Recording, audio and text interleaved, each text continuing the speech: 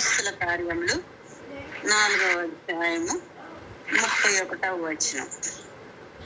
అపోస్తుల కార్యములు 4వ అధ్యాయము 31వ వచనాన్ని చదువుకుందాం.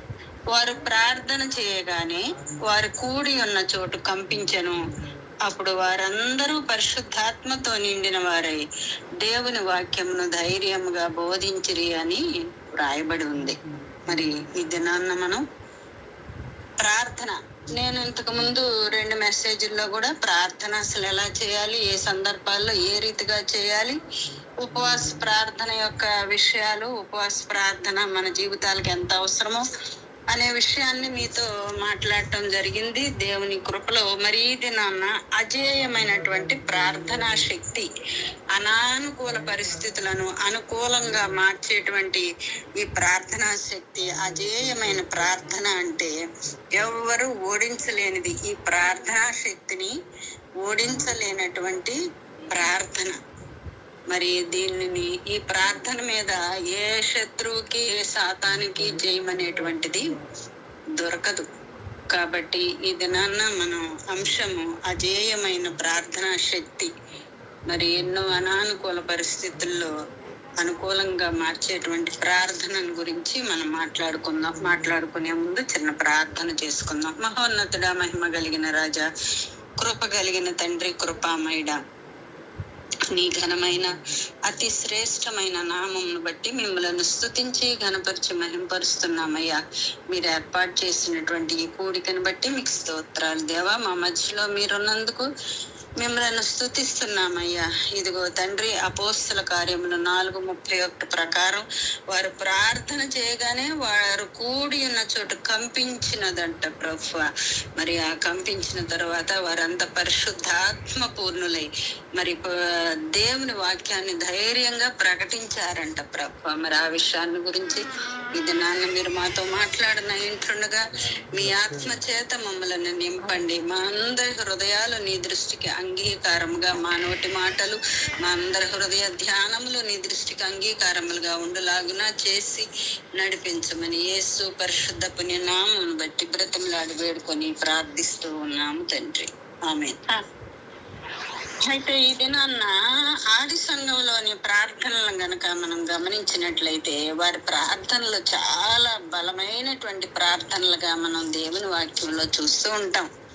మనమైతే మన జీవితాల్లో రక్షణ పొందామనుకోండి, మొదటి దినాల్లో మన ప్రార్థనా జీవితం చాలా బలంగా ఉంటుంది. రాను రాను మెల్లమెల్లగా ఆ ప్రార్థనా జీవితం తగ్గిపోతూ మరి కనీస స్థాయిలోనికి వెళ్ళిపోతూ ఉంటాం.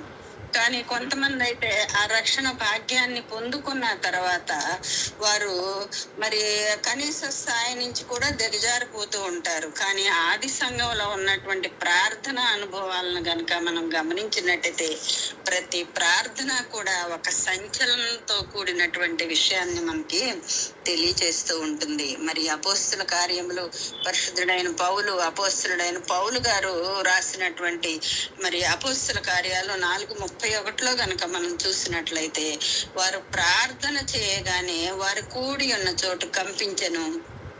అప్పుడు వారందరూ పరిశుద్ధాత్మతో నిండిన వారై దేవుని వాక్యంను ధైర్యంగా ప్రకటించిరి అని వ్రాయబడి ఉంది. బైబిల్ గ్రంథంలోనండి ప్రతి మాట ఒక సందేశాన్ని మనకి ఇచ్చేదిగా ఉంటుంది. వారు ప్రార్థన చేసిన తర్వాత భూకంపం వచ్చినట్టు వ్రాయబడలేదు. వారు ప్రార్థన చేసిన కొద్దిసేపటికే భూకంపం వచ్చినట్టు కూడా వ్రాయబడలేదు. వారు ప్రార్థన చేయగానే అనే మాటను మనం ఇక్కడ గమనించాల్సిన వారమై ఉంటున్నాం. అంత వెంటనే మరి అక్కడ భూకంపం వచ్చింది ఏంటి అనేటువంటిది మనం చూసినట్లయితే ప్రార్థనలో ఉండే కొలది జవాబులు పొందడం కూడా చాలా వేగవంతంగా ఉంటాయి. మనం ఎప్పుడైతే దేవుని సన్నిధిలో నిత్యము ఆయనతో కలిసి జీవిస్తూ ఉంటామో, ఆయన ప్రార్థనకు మనం దూరం కాకుండా ఆయనతో ప్రతినిత్యము సంభాషిస్తూ ఉన్నట్లయితే మన ప్రార్థనకు జవాబులు చాలా వేగవంతంగా పొందుకునేటువంటి మరి అవకాశం ఉంటుంది. ప్రార్థనకు దూరం అయిపోయి మళ్ళీ ప్రార్థన ప్రారంభించినట్లయితే ఒక్కొక్క సందర్భాల్లో దేవుని సన్నిధిలో ప్రార్థించడం, కుటుంబ ప్రార్థనలు, మనం మోకరించి ప్రార్థించే ఒంటరి ప్రార్థనలు, ఉపవాస ప్రార్థనలు, వీటన్నిటికీ దూరం అయిపోతూ ఉంటాం ఒక్కొక్క సందర్భంలో. అలాంటి సందర్భాల్లో మరలా తిరిగి ప్రారంభించినప్పుడు మరి జవాబు అనేది కొంత సమయం పట్టొచ్చేమో కానీ ప్రతినిత్యము దేవునితో కొనసాగే వ్యక్తికి జవాబులు చాలా త్వరగా వస్తాయి అనేటువంటి విషయాన్ని మనం ఇక్కడ వాక్య భాగంలో చూస్తూ ఉన్నాం.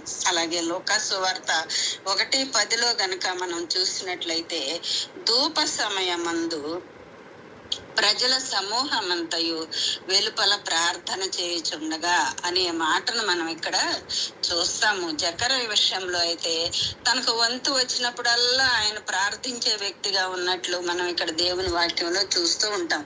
ఆయన ధూపం వేస్తున్నప్పుడంట మరి ప్రజల సమూహం అంతయు వెలుపల మరి ప్రార్థన చేస్తూ ఉన్నట్లుగా మనం ఇక్కడ దేవుని వాక్యంలో చూస్తూ ఉంటాం. అంటే ఇక్కడ జకర్య తనకు వంతు వచ్చినప్పుడల్లా ప్రార్థించే వ్యక్తి. మన ప్రస్తుత భాషలో చెప్పాలంటే అవకాశం దొరికినప్పుడల్లా విడిచిపెట్టకుండా ప్రార్థించే వ్యక్తిగా ఉన్నట్లు మనం ఇక్కడ జకర్యాని చూస్తూ ఉంటాం. చాలా నిండు వృద్ధాప్యమైనప్పటికీ ప్రార్థనా సమయమైన అలాంటి వంతు వస్తే విడిచిపెట్టని ప్రార్థనా పరుడుగా దేవుని వాక్యంలో ఇన్ని చూస్తూ ఉన్నాం. తన వంతు ప్రకారం తనకు వంతు ఎప్పుడు వస్తుందో ఆ సమయంలో ఆ యొక్క సమయాన్ని ఆయన వృధా చేసుకోనకుండా ప్రార్థించే వ్యక్తిగా ఉన్నట్లు జకర్యాని మనం ఇక్కడ చూస్తూ ఉన్నాం. ఆ విధంగా ప్రార్థించే వ్యక్తి కాబట్టే ప్రార్థనలో అతనికి జవాబులు వేగవంతంగా వచ్చినట్లుగా మనం చూస్తూ ఉంటాం. మన జీవితంలో కూడా మనం ప్రార్థించే వారంగా, నిత్యము ప్రార్థించే వారంగా ఉండాలి కానీ ప్రార్థన మధ్యలో నిలిపేసే వారంగా, ప్రార్థనలో చల్లబడిపోయే వారంగా, ప్రార్థనకు దూరంగా బ్రతికే వారంగా ఉండకూడదు. కాబట్టి ఆది సంఘంలో ప్రార్థించే అపోస్తలులు చాలా మంది ఉన్నారు. అయితే వీరు ప్రార్థించినప్పుడు భూకంపం కలిగినట్లుగా దేవుని వాక్యం తెలియజేస్తూ ఉంది. హల్లెలూయా. నిరంతరము ప్రార్థించే వ్యక్తులంగా మనం ఉండాలి. మన ప్రార్థనలో నిరంతరము ప్రార్థించే వారంగా ఉన్నట్లయితే జవాబులను మనం తొందరగా చూస్తాము. అయితే ప్రార్థించే వ్యక్తిగా ఉంటే మనం మన దేశంలో, మన ప్రాంతంలో భూకంపాలు తెచ్చే వారంగా మనం ఉంటాం. ఇక్కడ వీరు ప్రార్థించినప్పుడు ఏ రీతిగా వారి మధ్యన భూకంపం వచ్చి పరిశుద్ధాత్మ శక్తి చేత వారందరూ నింపబడ్డారో అలాగే మనం కూడా ఎల్లప్పుడూ ప్రార్థించే వ్యక్తులంగా ఉన్నట్లయితే మనం కూడా మన కుటుంబాల్లో, మన చుట్టుప్రక్కల ప్రాంతాల్లో, మన దేశంలో, మన రాష్ట్రంలో భూకంపాలను తెచ్చే వారంగా ఉంటాము. మరి ఆది సంఘంలోని అపోస్తలులు భూమిని తలక్రిందులుగా చేసినట్లుగా మనం దేవుని వాక్యంలో చూస్తూ ఉంటాం. మరి ప్రార్థన ఏ సందర్భంలో చేశారో వారు మనం గమనిస్తే ఆనాటి మత పెద్దలు, ప్రధాన యాజకులు వీరందరూ కలిసి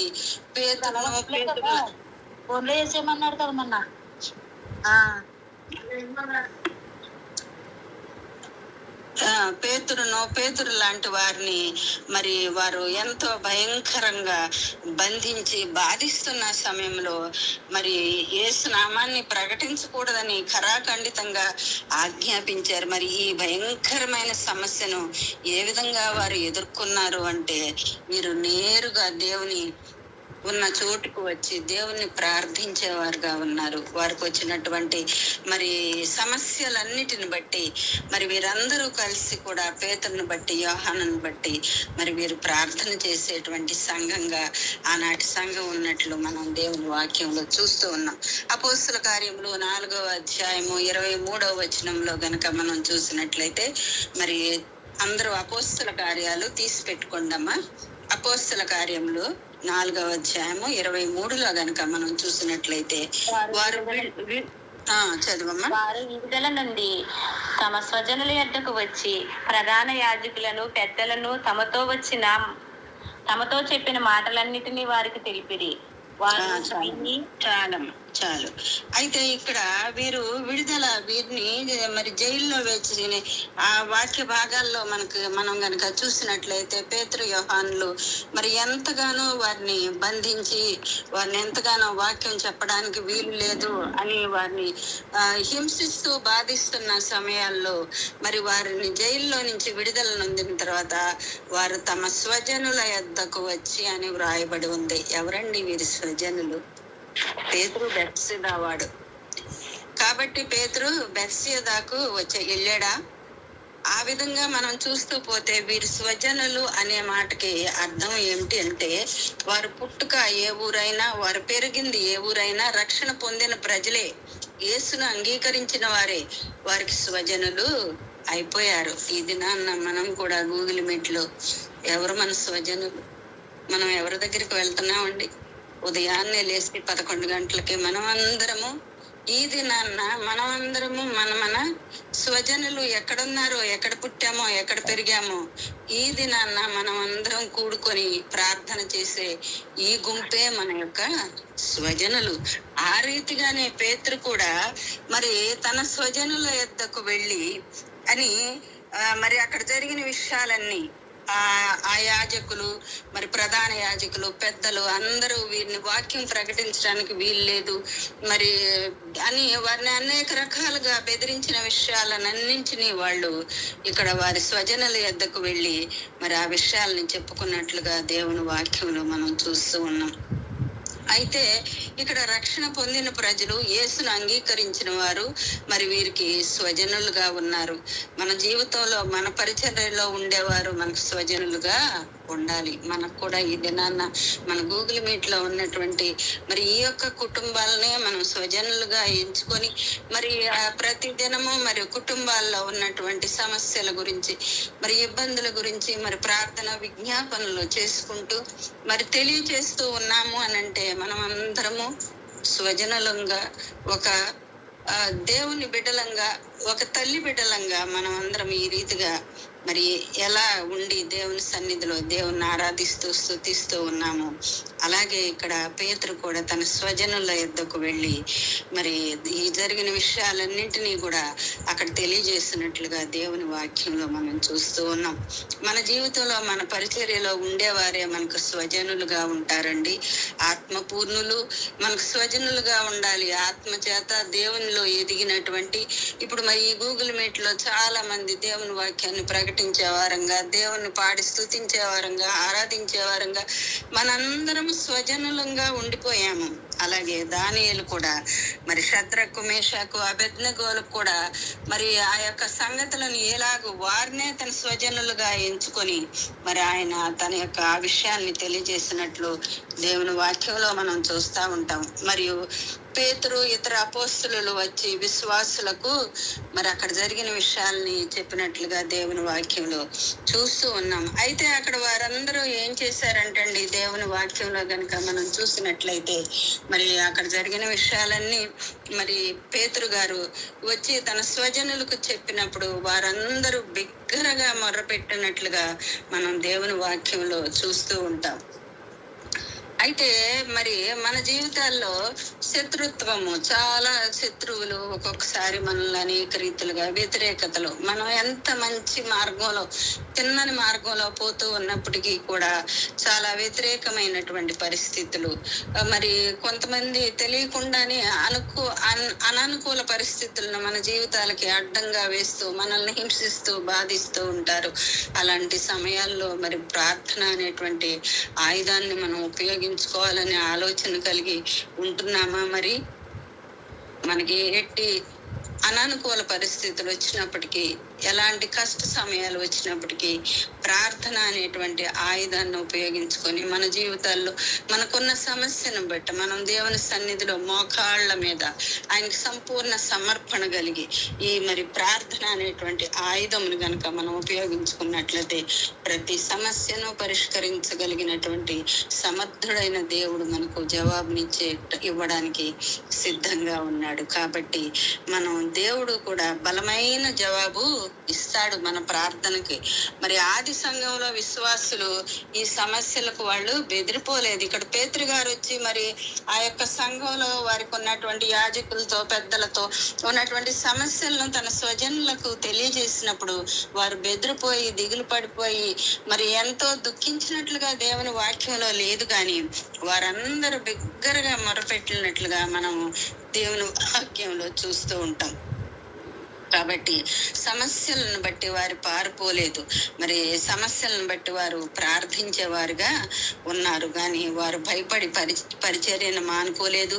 పరిచర్యను చేసేందుకు ప్రార్థన చేయడమే వాళ్ళు ప్రారంభించారు. వారికి ఉన్న సమస్యల గుండా మరి వారికి ఉన్న ఇబ్బందుల గుండా మరి వారు ప్రయాణిస్తూ ఉన్నప్పుడు ఈ దేవుని వాక్యంలో మరి పేతురు యోహానులు వారు ప్రార్థన అనే ఆయుధాన్ని కలిగి ప్రార్థిస్తూ వారి యొక్క పరిచర్యను ప్రారంభించినట్లుగా మనం చూస్తూ ఉన్నాం. వారు ఎప్పుడైతే దేవుని సన్నిధిలో వారు ప్రార్థన చేయగానే కూడి ఉన్న స్థలము మరి కంపించినట్లుగా కూడా మనం దేవుని వాక్యంలో చూస్తూ ఉన్నాం. ఎందుకు భూకంపం కలిగింది అనేటువంటిది కనుక మనం ఆలోచించినట్లయితే దేవుడు వారి ప్రార్థనలకు దిగు వచ్చాడు, వారి మొరలను విన్నాడు. మరి మోషే పరిచర్యలో సీనాయి కొండ మీద దేవుడు దిగి వచ్చినట్లుగా మనం చూస్తాం. కాబట్టి మోషే పరిచర్యలో ఆ సీనాయి కొండ కూడా కంపించినట్లుగా మనం చూస్తూ ఉంటాం. అదే విధంగా మరి వీరి ప్రార్థనకు జవాబుగా దేవుడు దిగి వచ్చినట్లుగా మరి అక్కడ కాబట్టి భూమి కంపించింది. అక్కడ భూకంపం అనేది దేవుడు వారి ప్రార్థనలు విని వారి మధ్యలోనికి వచ్చాడు కాబట్టి అక్కడ భూమి కంపించినట్లుగా మనం చూస్తూ ఉన్నాం. దాని ఫలితమే వారు పరిశుద్ధాత్మతో నింపబడ్డారు. 31లో వారు ప్రార్థన చేయగానే వారు కూడి ఉన్న చోటు కంపించను. వారి ప్రార్థన ఎంత బలమైనదిగా ఉన్నదంటే దేవుని పరిశుద్ధాత్మ వారి మధ్యలోనికి వచ్చి వారి నివసించి ఉన్న ప్రాంతమంతయు కంపించినట్లుగా మనం ఇక్కడ దేవుని వాక్యంలో చూస్తూ ఉన్నాం. వారు ఎప్పుడైతే నింపబడ్డారు అప్పటి నుంచి, అనగా ఆ ప్రార్థన తర్వాత వారు ఆ సంఘంలో కూడుకొని వారి స్వజనుల యొద్దకు వచ్చి పేతురు గారు అక్కడ ఆది సంఘంలో అక్కడ కూర్చొని వారందరూ చేసిన ప్రార్థనల ద్వారా ఆత్మతో నింపబడినప్పుడు అక్కడ భూకంపం కలిగింది. అప్పటి నుంచి కూడా ఆ ప్రార్థన తర్వాత వారు ధైర్యంగా బోధించడం ప్రారంభించారు అనేటువంటిది దేవుని వాక్యంలో మనం చూస్తూ ఉంటాం. యేసుక్రీస్తుతో సహవాసం చేస్తూ ఉన్నప్పుడు పేతురు గారు మరి దేవుని వాక్యాన్ని ప్రకటించలేదు, కానీ ఆయన విడిచి వెళ్ళిపోయిన తర్వాత మరి ఈ ప్రార్థన సహవాసంలో బలపరచబడిన వారై దేవుని ఆత్మతో నింపబడిన వారై మరి వారు ప్రార్థించినట్లుగా దేవుని వాక్యాన్ని ప్రకటించినట్లుగా మనం చూస్తూ ఉన్నాం. అవునండి, ప్రార్థనలో పుట్టే శక్తి మరి మన జీవితాల్లో మనకు వచ్చే వ్యతిరేకతల కంటే చాలా గొప్పదిగా ఉంటది. మనకు వచ్చే వ్యతిరేకతల మీద జయాన్ని పొందగలిగినటువంటిది ప్రార్థన. అలాంటి ప్రార్థనా శక్తిని మనం కలిగి ఉండాలి. ఏ సమయంలోనైనా ఒక వ్యక్తి ప్రార్థించవచ్చు. అందుకే మనం పరిశుద్ధ గ్రంథంలో స్టెఫను యొక్క పరిచర్యను గనుక మనం గమనించినట్లయితే మరి ప్రియమైన సహోదరులారా, దేవుని వాక్యం మీద మీరందరూ శ్రద్ధగా మనసు పెట్టాలని నేను ఆ దేవుని పేరట మీకు అందరికీ మనవి చేస్తూ ఉన్నాను. ఇక్కడ స్టెఫను జీవితాన్ని మనం ఒక్కసారి గుర్తు చేసుకున్నట్లయితే ఈ ప్రార్థనలో పుట్టేటువంటి శక్తి ఏ రీతిగా మరి వారి జీవితాలని మార్చివేసింది. వారి జీవితాల్లో వారు మరి ఇక్కడ స్టెఫను ఆకాశపు వాక్యంలో విప్పబడి దేవుని యొక్క పరలోకాన్ని కూడా చూశాడు అనేటువంటి విషయాన్ని మనం దేవుని వాక్యంలో చూస్తూ ఉంటాం. అపోస్తుల కార్యములు 7వ అధ్యాయము 58, 59 వచనాల్లో గనక మనం చూసినట్లయితే, పట్టణపు వెలుపలకి అతన్ని వెళ్ళగొట్టి రాళ్లు రువ్వి చంపిరి. సాక్షులు సౌలు అనే ఒక యవనుని పాదముల యొద్ద తమ వస్త్రములు పెట్టిరి. ప్రభువుని గూర్చి మొర్రపెట్టుచు, యేసు ప్రభువా, నా ఆత్మను చేర్చుకోమని స్టెఫను పలుకుచుండగా వారు అతన్ని రాళ్లతో కొట్టిరి అని రాయబడి ఉంది. అతను రాళ్లతో కొట్టుచుండగా స్టెఫను మోకాళ్ళలోని ప్రార్థన చేయడం ప్రారంభించాడంటండి. ఇది సాధ్యమవుతుందా? ఇక్కడ ఆయన్ని రాళ్లతో వీళ్ళంతా భయంకరంగా కొడుతూ ఉన్నారు. కొడుతున్న సందర్భంలో మరి స్టెఫను మోకాళ్ళలోని ప్రార్థన చేస్తున్నాడు అని దేవుని వాక్యం సెలవిస్తూ ఉంది. మనకి చిన్న నొప్పి ఏదైనా ఉంటే, కొద్ది బలహీనత ఉంటే, అబ్బా ఎంత బాగా సర్ది చెప్పేసుకుంటాము. నేను కూడా అంతే, ఒక్కొక్క రోజు కొంచెం బలహీనతగా ఉన్నప్పుడు, అబ్బా ఈ రోజు కుటుంబ ప్రార్థన ఏం చేస్తాంలే, పడుకుందాంలే అని పడుకుని ఒక్కొక్కసారి దేవుణ్ణి ప్రార్థిస్తూ ఉంటాం. కానీ అది సరికాదండి మన జీవితాల్లో. ఇక్కడ స్టెఫన్ జీవితాన్ని గనక మనం చూసినట్లయితే, స్టెఫన్ ని మరి వాళ్ళంతా రాళ్లతో భయంకరంగా రాళ్లు విసిరి కొట్టు బాధిస్తూ ఉన్న సమయంలో ఆయన మోకాళ్ళలోని ప్రార్థన చేయడం ప్రారంభించాడంటండి. మరి ఇది ఎంత గొప్ప విషయం కదా. మరి అయితే ఈ రాళ్ల వర్షం మీద పడుతుంటే ఎంత నింపాదిగా మరి మోకరించగలిగాడో మరి మన జీవితాల్లో మనం చూసినట్లయితే, దేవుని వాక్య భాగాల్లోనికి వెళ్ళినట్లయితే ఆయన ఏ రీతిగా ప్రార్థించగలిగాడు, ఏ రీతిగా మోకరించగలిగాడు. అంత కష్ట సమయంలో, అంత బాధలో, తనను అంత హింసిస్తున్న సందర్భంలో కూడా మరి స్టెఫన్ ఏ రీతిగా ప్రార్థించాడు, ఏ రీతిగా మోకరించగలిగాడు. మోకరించి ప్రార్థన చేయటం అంటే సంపూర్ణ సమర్పణ అని మనం ఇంతకు ముందు తెలుసుకున్నాం. ఇక్కడ స్టెఫను కూడా సంపూర్ణంగా దేవుని పాదాలకు తను సమర్పించుకుంటూ ఉంటున్నాడు. మరి ప్రార్థన చేసే జీవితాల్లో మరి దెబ్బల కంటే ప్రార్థనలోనే ఎక్కువ సౌకర్యం ఉంటుందేమో.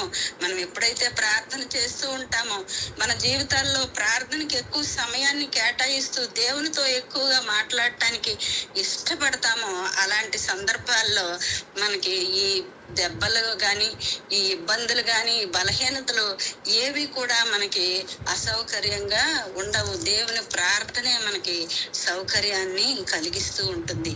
కాబట్టి అందుకే రాళ్ళు మీద పడుతుంటే కూడా అతను మోకరించినట్లుగా దేవుని వాక్యం ఇక్కడ తెలియజేస్తుంది. రాళ్ళు మీద పడే సమయంలో ఎవరైనా ఏం చేస్తామండి, చేతులు అడ్డం పెట్టుకుంటాం, ముఖానికి కళ్ళకి తగలకుండా ఉండాలి అని.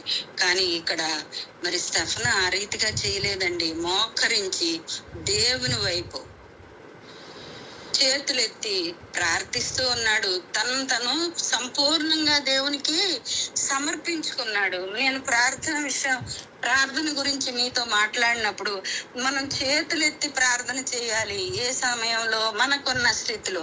ఈ దినాన్న ఇక్కడ స్టెఫన్కి ఉన్న అవసరత, చాలా దేవుని యొక్క అవసరత ఉంది కాబట్టి మోకాళ్ళుని 2 చేతులు పైకెత్తి బలంగా ప్రార్థన చేయడం ప్రారంభించినట్లుగా మనం ఇక్కడ మరి గమనించాల్సిన అవసరం ఉంది. ఏ స్థితిలోనైనా మనం ప్రార్థించవచ్చు, ఏ స్థితిలోనైనా మోకరించవచ్చు. కానీ ఆ ప్రార్థనలు దేవుని మహిమార్థమై ఆకాశం తెరుచుకునేటట్టుగా మన ప్రార్థనలో ఉండాలి. మన సంపూర్ణ సమర్పణ కలిగి మోకరించి చేతులెత్తి కన్నులెత్తి దేవుని వైపు చూస్తూ, అయ్యా నా పరిస్థితి ఇది, నేను ఈ స్థితిలో ఉన్నాను, నన్ను కనికరించు దేవా, నన్ను కాపాడు, నా వైపు ప్రభువా, అయ్యా నాయన నీ కనికరాన్ని చూపించు, నీ దయ నాపై కృమ్మరించు అని మనం ఎప్పుడైతే ప్రార్థన చేస్తామో, దేవుని నామ మహిమార్థమై మనం ప్రార్థించినట్లయితే ఆకాశాలు తెరుచుకుంటాయి. మరి అదే సందర్భము, అదే విషయము ఇక్కడ మనం చూస్తాము. అందుకే అపోస్తల కార్యములు 7వ అధ్యాయము 55 వచనం ప్రకారం చూసినట్లయితే, ఇక్కడ స్టెఫను చేసేటువంటి ప్రార్థన, రాళ్ల చేత వాళ్ళు హింసిస్తున్నప్పుడు, బాధిస్తున్నప్పుడు తను దేవుని నమ్ముకుని దేవుని సన్నిధిలో సంపూర్ణ సమర్పణ కలిగిన వాడై మోకరించి ప్రార్థన చేసినప్పుడు ఆకాశం తెరవబడిందంటండి. దేవుని వైపు కన్నులెత్తి చేతులెత్తి ప్రార్థిస్తున్న వ్యక్తిగా మనం ఇక్కడ చూస్తున్నాం. అయితే ఈ సందర్భంలో ఇంత శ్రమలో తనని హింసిస్తూ బాధిస్తూ రాళ్ళు ముఖం మీద వేస్తున్నారు, భయంకరమైన రక్తాలు కారుతూ ఉన్నాయి. అలాంటి సందర్భంలో మరి ఇక్కడ స్టెఫను ఒక గొప్ప దర్శనాన్ని చూడగలిగాడండి. ఆకాశం తెరవబడి యేసుక్రీస్తు ప్రభు దేవుని కుడి పార్శ్వమందు నిలవబడటం స్టెఫను చూడగలిగినట్లుగా మనం దేవుని వాక్యంలో చూస్తాం. ప్రార్థన ప్రారంభించక మునిపే అతడు ఆ దర్శనాన్ని చూచాడు. అతనికి ఈ శ్రమ కలిగిన సందర్భంలోనే దేవుని గుర్తు చేసుకుంటూ ప్రార్థిస్తూ ప్రార్థన ప్రారంభించక ముందే దేవుని యొక్క దర్శనం మరి స్టెఫన్ కలిగినట్లు మనం చూస్తూ ఉన్నాం. ఇక్కడ స్టెఫన్ ఎంత ప్రార్థనా పరుడో కదా, అందుకే దేవుడు మరి వెంటనే ఆ దర్శనాన్ని ఇచ్చాడు. స్టెఫన్ ఎలాంటి దేవుని ప్రియుడుగా ఉన్నాడో మనం ఇక్కడ గమనించాల్సిన అవసరత ఎంతైనా ఉంది. అందుకే అతనికి బాధ కలగకుండా, మరి తనకు కలుగుతున్న బాధలో ఇబ్బంది లేకుండా, వాళ్ళు ఇసురుతున్న రాళ్ళు, బలురక్కసి ముండ్ల బాధలు తగులకుండా యేసు ప్రభు అతనికి ప్రత్యక్షమై ఆ బాధ మరియు భయంకరమైన నొప్పి తీవ్రత లేకుండా చేశాడేమో. మరి యేసుక్రీస్తు ప్రభు కూడా మరి సిలువలో అంత శ్రమను, అంత బాధను, మరి కాళ్ళల్లో శీలలు, డొక్కలు, మరి ఎంతో భయంకరంగా ఆయన్ని హింసిస్తున్నప్పుడు మరి తండ్రి అయిన దేవుడు ఆయనకి ఆదరణగా, తోడుగా తన హస్తాల్లో తన కుమారుణ్ణి చిక్కుకొని ఉన్నాడు. కాబట్టి మరి ఆ దినాన్న ఆ శిలువ బాధను, ఆ శిలువ భారాన్ని యేసుక్రీస్తు ప్రభు కూడా మరి భరించగలిగాడు. అలాగే ఈ దినాన్న ఇక్కడ మరి యేసుక్రీస్తు యొక్క ప్రత్యక్షత వలన మరి స్టెఫన్ కూడా ఆ భయంకరమైన పరిస్థితి నుంచి మరి తట్టుకోగలిగాడు. దేవుని సన్నిధిలో ప్రార్థనా పరుడుగా, దేవునికి ప్రియుడుగా ఉన్నట్లు మనం చూస్తూ ఉంటాం. మరి అనేక సందర్భాల్లో ఇలాంటి వారికి నొప్పి మరియు బాధ కలిగకుండా మరి దేవుడు కాపాడుతాడు. మరి దేవుణ్ణి ప్రార్థించే వారిని మరి అనేక సమయాల్లో ఆయన నొప్పి, బాధ, మరి ఆ అనేక రకాలైన ఇబ్బందులు గుండా వెళ్తున్నప్పుడు వాటన్నిటినీ పరిష్కరించడానికి కూడా దేవుడు తోడుగా ఉంటాడు. కాబట్టి మనం దేవుని సన్నిధిలో సంపూర్ణ సమర్పణ కలిగి కన్నులెత్తి ఆయనను మరి ప్రభు చేతులెత్తి మనకున్న పరిస్థితులను బట్టి మనం ప్రార్థించే వారంగా ఈ దినాన్న స్టెఫన్ ఏ రీతిగా మరి ఆయన ప్రార్థనను దేవుడి విని ఆకాశాన్ని తెరిచి పరలోక దర్శనాన్ని చూపించి ఆయనకి ఇబ్బంది లేకుండా కాపాడాడు. కాబట్టి మనం కూడా మన జీవితాల్లో అట్టి ప్రార్థనా జీవితాన్ని కలిగి ఉన్నట్లయితే మనకు కూడా దేవుడు మనకి ఉన్నటువంటి మరి చాలా ఇబ్బందులు ఉన్నాయి. ప్రతిదినం మన విజ్ఞాపన ప్రార్థనలో అనేక విజ్ఞాపనలు తెలియజేస్తూ అవసరతలు తెలియజేస్తూ ఉంటాం. వాటన్నిటి నుంచి మనకు విడుదల కావాలి, వాటన్నిటి నుంచి మనం రక్షింపబడాలి, కాపాడబడాలి అని అంటే ఈ దినాన్న స్టెఫన్ ఏ రీతిగా తనకున్న కష్ట సమయంలో మరి దేవునికి సంపూర్ణ సమర్పణతో మోకరించాడు, చేతులెత్తి మరి కన్నులెత్తి ఆయన వైపు చూస్తున్నాడు. మనం కూడా ఈ దినాన్న ఆ రీతిగా మరి స్టెఫన్ పోలి మన ప్రార్థనా జీవితం ఉండాలని ప్రభు పేరట మీ అందరికీ నేను ఎంతో మరి తెలియజేస్తూ ఉన్నాను. ఇకపోతే ఆది సంఘము మరి చనిపోయినటువంటి మృతులను కూడా మరి తిరిగి పొందిన సంఘంగా మనం చూస్తూ ఉంటాం. ఈ దినాన్న ఇద్దరు వ్యక్తులు, స్టెఫన్ గురించి, పేతురు గారిని గురించి మీకు మరి ఈ ప్రార్థన విషయంలో, ప్రార్థన అనానుకూల పరిస్థితుల్లో మరి అనుకూలంగా మార్చుకున్నటువంటి ప్రార్థనా జీవితాన్ని, మరి ఎంతో అజేయమైనటువంటి ప్రార్థనా శక్తిని వీరు ఏ రీతిగా పొందుకున్నారు, వారి జీవితాల్లో వారికున్న సమస్యల్లో, ఇబ్బందుల్లో మరి ప్రార్థన అనేటువంటి శక్తి ద్వారా వీరు ఏ రకంగా జయాన్ని పొందారు అనేటువంటి విషయాన్ని మీకు తెలియచేయాలని మరి ఇక్కడ యేసయ్య మృతులను లేపితే పేతురు కూడా ప్రార్థించి మృతులను తిరిగి లేపాడు, మనకందరికీ తెలుసు. అంటే ప్రార్థనా పరులందరూ యేసులాగానే ప్రవర్తిస్తారు. యేసుక్రీస్తు ప్రభు కూడా తన తండ్రి అయిన దేవుడు తనకు ఒప్పగించిన పనిని ఎంత బాధ్యతగా నెరవేరుస్తూ మరి ఎంతో చక్కటి మరి ఆయన కార్యాలను జరిగిస్తూ ప్రార్థిస్తూ మరి అందరి కొరకు స్వస్థత వరాలని, చనిపోయిన వారిని ఎలాగ లేపాడో మరి అలాగే ఇక్కడ పేతురు కూడా ప్రార్థించి మృతులను ఏ రీతిగా లేపాడు అనే విషయాన్ని మనం చూద్దాం. మరి మనం అందరం కూడా యేసును అనుకరించే వారంగా, యేసుని అనుసరించి ఆయన్ని వెంబడించే వారంగా ఉండినట్లయితే మనం కూడా అనేక అద్భుత ఆశ్చర్య కార్యాలను మన జీవితాల్లో మనం చూడగలం. యేసు కలిగిన శక్తి కూడా మనం కలిగి ఉంటాము. అపోస్తల కార్యములు 9వ అధ్యాయము 36వ వచనంలో గనక చూసినట్లయితే మరి మనకు అందరికీ తెలిసినటువంటి పరిచయమైనటువంటి తబితా యొక్క జీవితం. మరియు యొప్పేలో తబితా అని ఒక శిష్యురాలు ఉండెను. ఆమెకు భాషాంతరమున దొర్కా అని పేరు. ఆమె సత్క్రియలు ధర్మ కార్యములను బహుగా చేసి ఉండెను అని వ్రాయబడింది. అయితే ఇక్కడ ఒక సంచలనాత్మకమైనటువంటి మరి క్రియ, అద్భుతం జరిగినట్లుగా తబితా జీవితంలో మనం చూస్తూ ఉంటాం. తబితా అనే ఓ శిష్యురాలు, ఆమె సంఘంలో ఒక విశిష్టమైన వ్యక్తిగా ఉంటూ ధర్మ కార్యాలు బహుగా చేసిన ఒక దేవుని బిడ్డగా మనం చూస్తూ ఉంటాం. ఆ దినముల యందు ఆమె కాయిలా పడేటువంటి అనారోగ్యంతో చనిపోయిందట. అయితే చనిపోతే శవాన్ని కడిగి అక్కడ మరి ఆ సంఘపు వారందరూ కూడా ఆమెని ఆ శవాన్ని కడిగి మేడగదిలో ఉంచారంట. మేడగదిలో ఉంచి మరి ఆనాటి సంఘం వెంటనే పేతురు గారికి ఈ యొక్క సంగతిని చెప్పి పంపారంట. సాధారణంగా శవం గనక చనిపోతే మన భారతదేశ సాంప్రదాయ ప్రకారం తీసుకెళ్లి బయట పెట్టేస్తూ ఉంటారు, కానీ శవాన్ని ఎవరో మేడగదిలో ఉంచరు. కానీ ఇక్కడ మనం చూసినట్లయితే క్రైస్తవ సంఘము ఇక్కడ ఎంత మరి దేవునిలో భయము భక్తి కలిగినటువంటి సంఘము, దేనికి భయపడినటువంటి ఈ యొక్క ఆది సంఘాన్ని మనం గుర్తు చేసుకున్నట్లయితే వీరు ఎంత భక్తిపరులు, దేవుని యందు ఎంత విశ్వాసం ఉన్నవారు, దేనికి భయపడినటువంటి వ్యక్తులుగా మనం ఇక్కడ చూస్తున్నాం. ఈ దేవుని బిడ్డలు చివరికి మరణానికి కూడా భయపడరు అనేటువంటి విషయాన్ని ఇక్కడ ఈ సంఘం మనకు తెలియజేస్తోంది. కాబట్టి వీళ్ళు శవాన్ని కడిగి ఇంటి వెలుపల ఉంచలేదు, గాని మేడగదిలో ఉంచారు. పేతురు గారు కబురు పంపితే పేతురు గారు వచ్చారు. అయితే పేతురు గారు అపోస్తల కార్యములు 9వ అధ్యాయము మరి 40వ వచనంలో గనక చూసినట్లయితే మనం పేతురు అందరినీ వెలుపలికి పంపి మోకాళ్ళుని ప్రార్థన చేసి శవము వైపు తిరిగి తబితా లెమ్మనగా ఆమె కన్నులు తెరచి పేతురును చూచి లేచి కూర్చుండెను అని రాయబడి ఉంది. అక్కడ జరిగినటువంటి సమస్యను చూస్తూ ఏడ్చేవారిగా ఉండాలని కాదు ఇక్కడ పేతురు గారి ఉద్దేశం. వారందరూ ప్రార్థించేవారుగానే ఉండాలి అనేటువంటిది ఆయన తలంపేమో.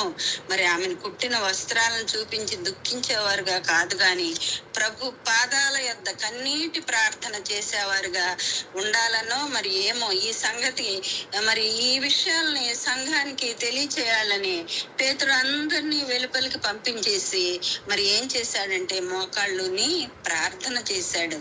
ఇక్కడ వీరందరికీ కూడా ఒక మాదిరికరమైన జీవితాన్ని పేతురు గారు ఇక్కడ చూపిస్తున్నట్లుగా మనం దేవుని వాక్యంలో చూస్తున్నాం. మరి ఇక్కడ వీరందరికీ చాలా ఇష్టమైన విశిష్టమైన వ్యక్తి తబిత. అయితే ఆమె చనిపోయిందని ఆమెను గురించి ఏడుస్తూ కూర్చోవడం కాదు, ఆమె కొరకు ప్రార్థన చేయాలి. వీరందరూ కన్నీటి ప్రార్థనలు చేయాలి. మరి అలాంటి విషయాన్ని వీరికి నేర్పించడానికి గాను పేతురు గారు రాగానే వాళ్ళందరినీ బయటికి పంపించేసి ఆయన మోకాళ్ళుని ప్రార్థన చేసినట్లుగా మనం చూస్తూ ఉన్నాం. పేతురు రాగానే మరి తబిత ఎలా చనిపోయింది, ఏం జరిగింది, ఏంటి, ఈవిడికి ఏమి అనారోగ్య పరిస్థితులు వచ్చాయి, మరి ఏమైనా మందులు వేశారా, ఇట్లాంటివన్నీ మనం జనరల్ గా తెలుసుకుంటాం కదా. కానీ ఇక్కడ పేతురు గారు అలాంటి ప్రశ్నలు ఏమి అలాంటి విచారణలు ఏమి చేయలేదు. ఆయన నేరుగా ప్రార్థనలోనికి వెళ్ళిపోయినట్లుగా మనం చూస్తూ ఉన్నాం. ప్రార్థనా పనులకు అనేక సందర్భాలలో లౌకికమనగా ఈ లోక సంబంధంగా ఏ విధంగా మంచిగా ప్రవర్తించాలి అనేటువంటి తెలియదేమో అనిపిస్తుంది. అయితే పేతురు నేరుగా ప్రార్థనలోనికి వెళ్ళిపోయాడు.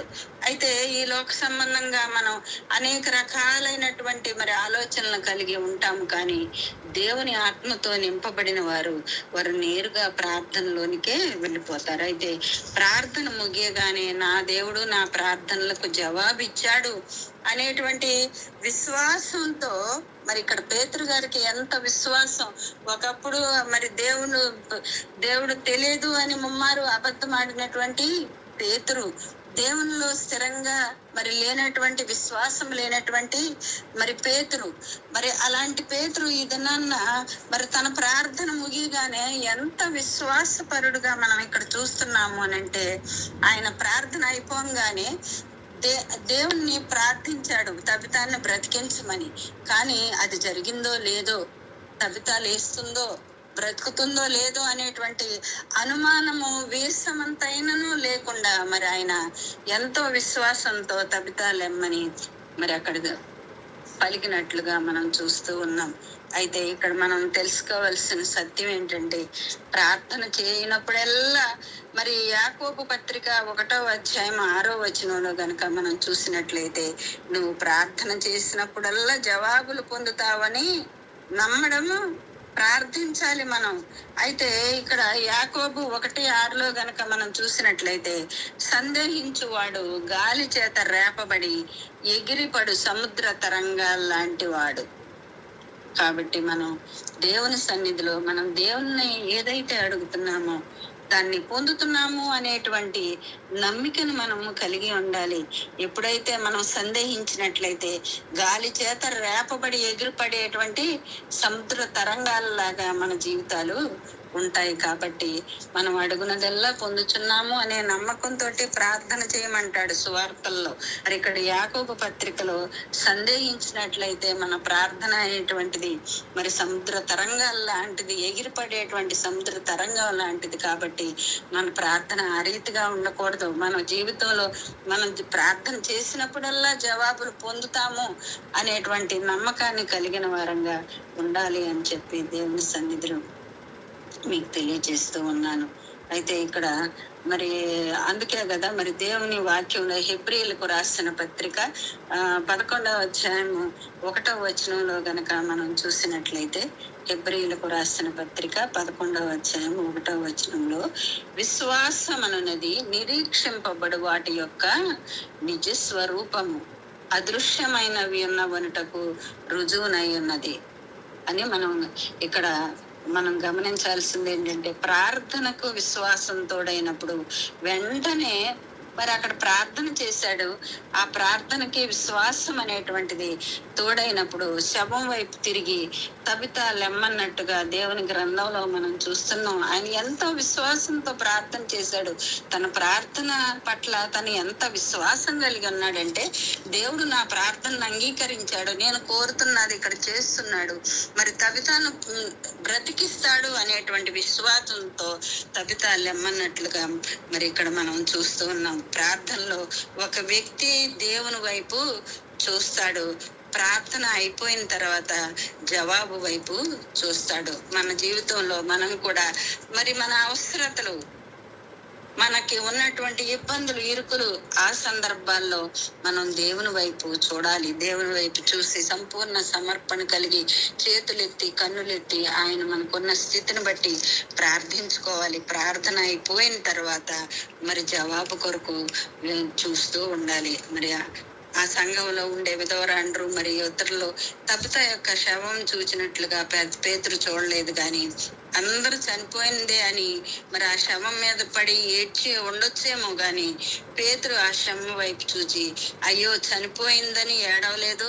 కానీ తబిత లెమ్మన్నట్టు మనం ఇక్కడ ప్రార్థన చేసి తబిత లెమ్ము అన్నట్టుగా మనం దేవుని వాక్యంలో చూస్తున్నాం. ప్రార్థన రెండంచులు గల కత్తి లాంటిది. ఒక అంచు దేవుని వైపు చూచే కత్తిలాగా ఉంటుంది. మరి వెంటనే తబిత మరోవైపు సమస్యను ఛేదిస్తూ జవాబు వైపే చూచే కత్తిలాగా ఉంటుంది. మనకు సమస్య ఎప్పుడైతే ఉంటుందో మరి దేవుని వైపు మనం చూస్తూ దేవుని ప్రార్థిస్తూ ప్రార్థన అనంతరం దానికి జవాబు కొరకు మరి చూస్తూ ఉంటాము. ఇక్కడ వెంటనే తబిత లేచి కూర్చొని కన్నులు తెరిచింది. మరి దేవుని ప్రియ బిడ్డలారా, ఈ సంభవాన్ని మనం జాగ్రత్తగా గమనిస్తే తబిత మొదట లేచి తర్వాత కన్నులు తెరవలేదండి, కానీ మొదట కన్నులు తెరిచి ఆ పిదప లేచి కూర్చుంది. ఎందుకంటే ఆమెలోనికి ప్రాణము వచ్చిందే అనే దానికి మొదట జవాబు కళ్ళు తెరిచింది. ఆవిడ ఇప్పుడు పడుకొని ఆవిడకి ప్రాణం తనలోనికి దేవుని ఆత్మ జీవాత్మ ఎప్పుడైతే వెళ్ళిందో ఆవిడ కళ్ళు తెరిచినట్లుగా మనం చూస్తూ ఉన్నాం. ఎందుకంటే ఆమెలోనికి ప్రాణం వచ్చింది అనే దానికి మొదటి జవాబు కళ్ళు తెరడం. లేచి కూర్చునే దానికి 1 నిమిషమైనా పడుతుంది కాబట్టి కళ్ళు తెరిచేదానికి 1 నిమిష సమయం కూడా పట్టదు. అంత త్వరితగతిని ప్రార్థనకు జవాబు యొక్క రుజువును ప్రభు చూపించినట్లుగా పేతురు ద్వారా మనం ఇక్కడ చూస్తూ ఉన్నాం. వారు ప్రార్థన చేసిన తర్వాత భూకంపం కలగలేదు. ప్రార్థన చేసిన కొన్ని నిమిషాలకు కలగలేదు, కానీ ప్రార్థన చేయగానే భూకంపం కలిగినట్లుగా దేవుని వాక్యంలో రాయబడి ఉంది. మరి పేతురు ఏమి చేశాడు? ఆ గదిలోనికి వెళ్ళి తబిత అని మృతురాలు లేవగానే ఆమెను తిరిగి సంఘానికి సజీవంగా అప్పగించాడు.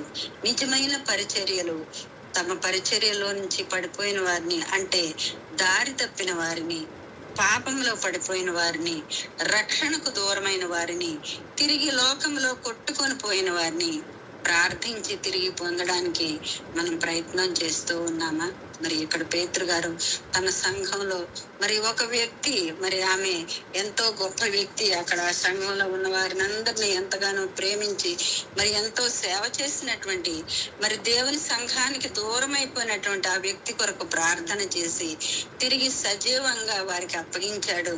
మరి మనం మన జీవితాల్లో మరి ఈ లోకంలో కొట్టుకొని పోతున్న వారిని, మరి రక్షణకు దూరం అయిపోతున్న వారిని, అనేక రకాలైన సమస్యల గుండా ప్రయాణం చేస్తూ దేవుని సన్నిధికి దూరంగా జీవిస్తున్న వారిని మరి దేవుని మార్గంలోనికి నడిపించడానికి మనం అందరం ప్రయత్నం చేస్తున్నామా, ప్రార్థన చేస్తున్నామా అనేటువంటి దాన్ని మనం ఒకసారి మన జీవితాల్లో గుర్తు చేసుకోవాల్సిన వారంగా నీకు మనం చేస్తూ ఉన్నాను. ఆది సంఘంలో శరీర రీతిగా మృతమైనటువంటి తబితాను పేతురు ప్రార్థన పరిచర్యలో దేవుడు బ్రతికించగా అతడు తిరిగి ఆమెను సంఘానికి అప్పగించాడు.